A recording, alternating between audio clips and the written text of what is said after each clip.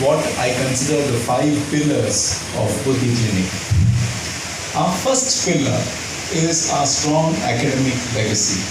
And you see that we have a lovely library of books.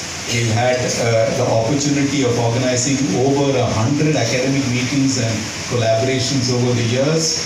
Our work has been published in many international forums, universities around the world, international academic forums for neuropsychiatry, dementia, epilepsy, neurorehabilitation, and a range of other specialties. And what I'm very, very happy about is that increasingly, several times a year now, our presentations on this integrated care model are sought by international conferences and people putting together meetings where they'd like to hear how we have started doing these treatments that blend modern science and ancient wisdom. And so that's been a very, very important part of the journey.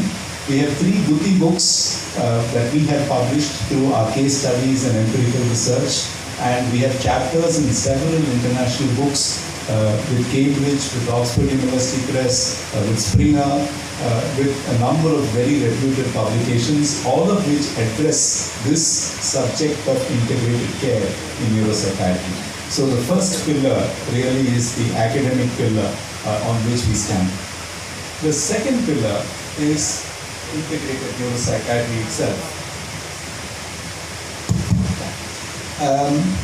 The borderlands between the brain and mind are difficult borderlands. They are not borderlands that everybody understands. And I think COVID has taught us the criticality of this whole domain. We've had people with typical neuropsychiatric problems like delirium after a bout of COVID. And that's where the brain is affected, and because of that, the behavior is affected. And then we have people with mental health issues who are psychologically affected by COVID. So COVID taught us the breadth of symptoms that the brain and mind can actually cause in all of us. And many people continue to have long COVID symptoms. In our center, we have an integrated approach from diagnosis to treatment, care, and rehabilitation, and we do it across the lifespan. Our youngest patient is 2.5 months old with developmental disabilities. Our oldest patient to date is 99. I haven't had a centenarian yet.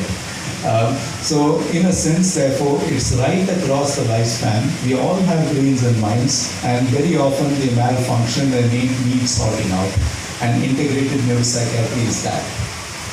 The third pillar is our philosophy.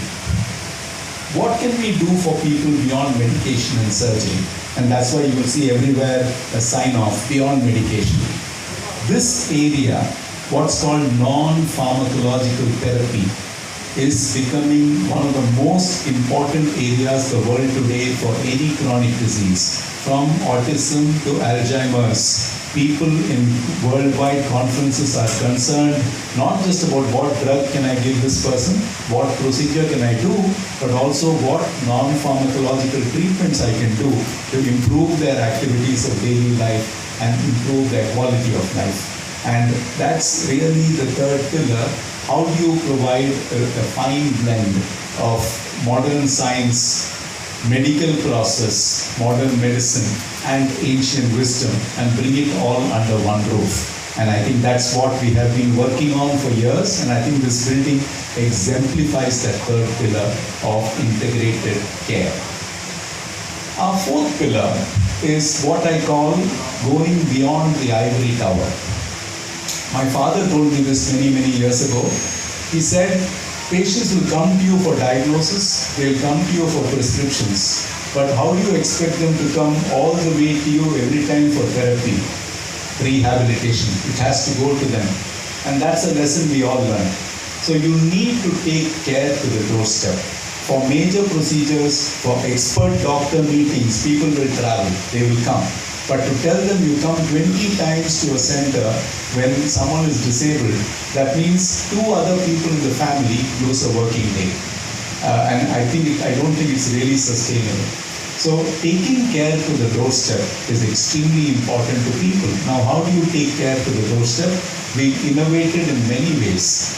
The first way we did was home care, where our teams take pretty much everything we do in this center to the house of the patient. And we're able to deliver care in the house, in the comfort of the home. The second thing we did was in the last year during COVID, we started an in-hospital center in Coimbatore. And that has taught us a lot of lessons because people come to the hospital anyway for their other needs. And it's therefore very convenient and easy for them to seek